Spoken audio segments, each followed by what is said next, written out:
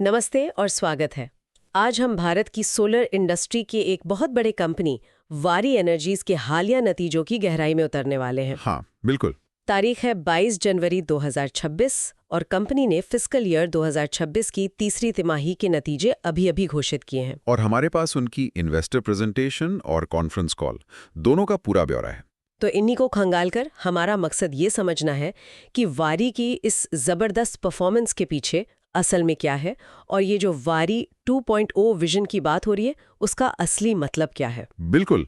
Headline numbers तो किसी को भी चौंका सकते हैं, लेकिन असली कहानी अक्सर मैनेजमेंट के जवाबों में छुपी होती है। सही बात है। हम यही देखेंगे कि ये ग्रोथ कितनी मजबूत है, क्या चुनौतियां हैं और भविष्य के लिए उनकी तैयारी कैसी है। तो चलिए सीधे उन बड़े आंकड़ों पर आते हैं। Q3 FY26 में कंपनी ने सचमुच रिकॉर्ड तोड़ दिया है। हाँ, कामकाज से जो कमाई हुई है, रेवेन्यू फ्रॉम ऑपरेशंस, वो रही 7,565 करोड़, जो पिछले साल की इसी तिमाही से लगभग 119% ज्यादा है। ये बहुत बड़ा जंप है। बहुत बड़ा।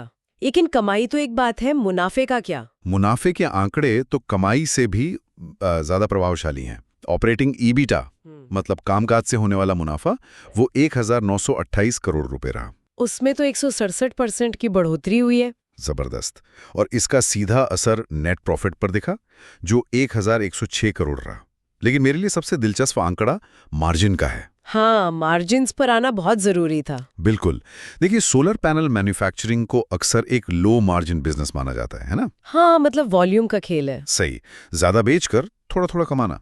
ऐसे में वारे का ऑपरेटिंग ईबिटा मार्जिन बढ़कर लगभग 24% हो जाना, और इस तिमाही में तो 25% के पार। ये तो कमाल की बात है। ये कमाल की बात है। ये बताता है कि वारे सिर्फ बेच नहीं बल्कि बहुत मुनाफे के साथ बेच रही है। और स्केल की बात करें तो एक और आंकड़ा था जिसने मुझे चौंका दिया। कौन सा? वारे भारत की पहली सोलर मैन्युफैक्चरर बन गई है जिसने एक महीने में 1 गीगावाट से ज्यादा मॉड्यूल बनाए हैं। 1 महीने में 1 गीगावाट? हाँ, आसान भाषा में समझे तो हर मिनट लगभग 52 सोलर मॉड्यूल। ये तो कमाल की रफ्तार है। और ऊपर से उनकी ऑर्डर बुक भी करीब 60,000 करोड़ की है, जो कि एक बहुत बड़ा नंबर है। बहुत बड़ा। लेकिन इसमें यह भी ध्यान रखना होगा कि ये ऑर्डर्स कई सालों में फैले हुए हैं। तो आज 60,000 करोड़ का मतलब ये नहीं कि कल ही इतनी कमाई हो जाएगी। सही कहा। ये भविष्य की एक बड़ी जिम्मेदारी है। बिल्कुल। और शायद इसी भविष्य की तैयारी के लिए मैनेजमेंट बार बार वारी 2.0 की बात कर रहा था। मुझे तो ये पहले थोड़ा मार्केटिंग जैसा लगा। क्या इसके पीछे कोई ठोस प्लान है? ये सवाल बहुत अच्छा है और इसका जवाब ही वारी की पूरी कहानी बदल देता है। वारी 2.0 सिर्फ एक मार्केटिंग टर्म नहीं है। अच्छा। ये कंपनी के डीएनए को बदलने का एक बहुत बड़ा और महत्वाकांक्षी प्लान है। वारी 1.0 था सोलर मॉड्यूल बेचना, और वारी 2.0?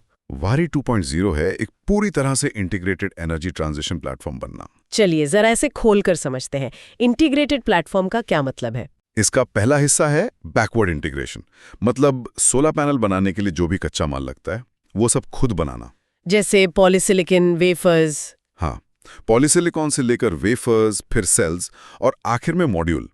इसके लिए उन्होंने ओमान की एक कंपनी यूनाइटेड सोलर होल्डिंग्स में भी निवेश किया है। और ये क्यों जरूरी है? ये एक बहुत बड़ा रणनीतिक कदम है। देखिए, आज दुनिया का ज्यादातर सोलर सप्लाई चेन चीन पर निर्भर है। सही है। अमेरिका और यूरोप चीनी प्रोडक्ट्स पर लगातार टैक्स लगा रहे हैं। ऐसे में एक नॉन चाइनीज टैग वाला सोलर पैनल वो सोने के बराबर है। अच्छा, तो ओमान में निवेश करके वो जियोपॉलिटिक्स के खेल में खुद को सुरक्षित कर रहे हैं। बिल्कुल सही, ताकि वो अमेरिकी और यूरोपीय बाजारों में बिना किसी रुकावट के अपने प्रोडक्ट्स बेच सकें। समझ गई।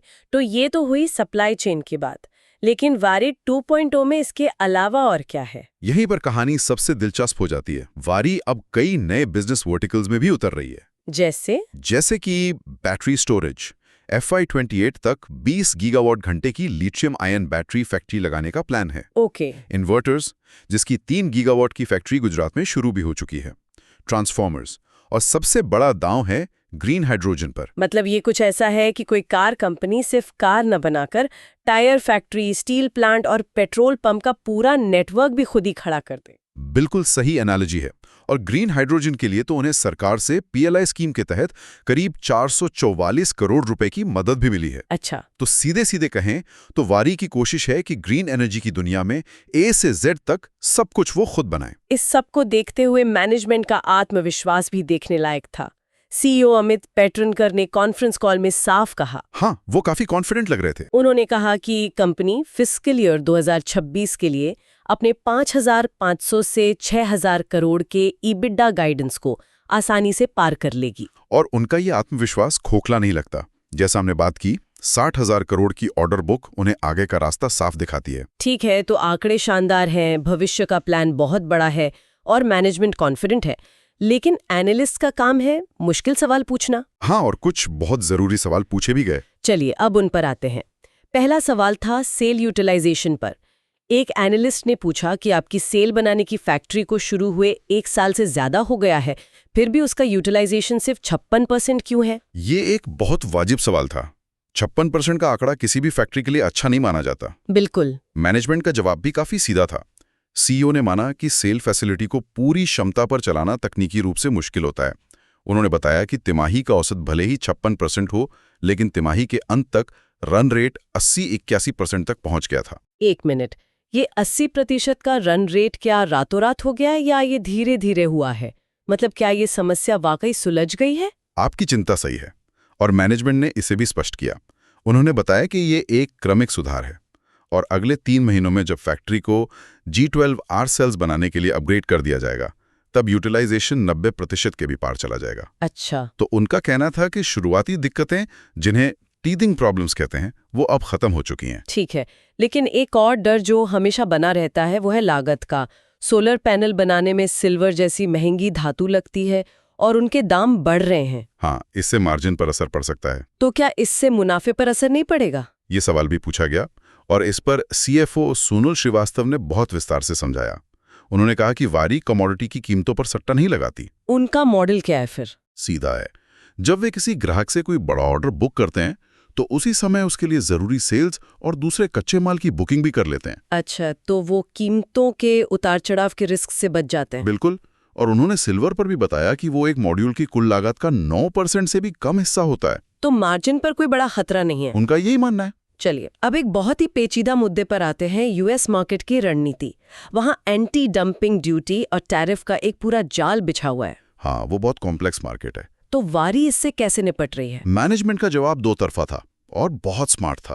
पहला, वे यूएस में ही मैन्युफैक्चरिंग कर रहे हैं, जैसे उन्होंने वहां मायर बर्गर नाम की कंपनी के एसेट्स खरीदे। अच्छा, तो मेड इन अमेरिका प्रोडक्ट। बिल्कुल, ताकि वो वहां के नियमों और सब्सिडी का पूरा फायदा उठा सकें। और दूसरा तरीका है भारत से एक्सपोर्ट के लिए नियमों को समझना। वो कैसे? यूएस के नियम कहते हैं कि एक सोलर मॉड्यूल का ओरिजिन वो देश माना जाएगा जहां उसका सेल बना है। तो वारी भारत से एक्सपोर्ट के लिए ऐसे सेल्स का इस्तेमाल करती है जो उन देशों में बने हैं जहां टैरिफ कम है। ये तो बहुत स्मार्ट है। और इसका असर नतीजों में भी दिखा। Q3 में यूएस में लोकल प्रोडक्शन से लगभग 275 मेगावाट की बिक्री हुई। और उन्होंने करीब 80 करोड़ IRA यानी अमेरिका के इन्फ्लेशन रिडक्शन एक्ट के तहत इंसेंटिव के तौर पर कमाए। ये IRA एक तरह की सब्सिडी है ना? हाँ, ये अमेरिका का एक बड़ा कानून है जो वहाँ ग्रीन एनर्जी बनाने वाली कंपनियों को सीधी कैश सब्सिडी देता है।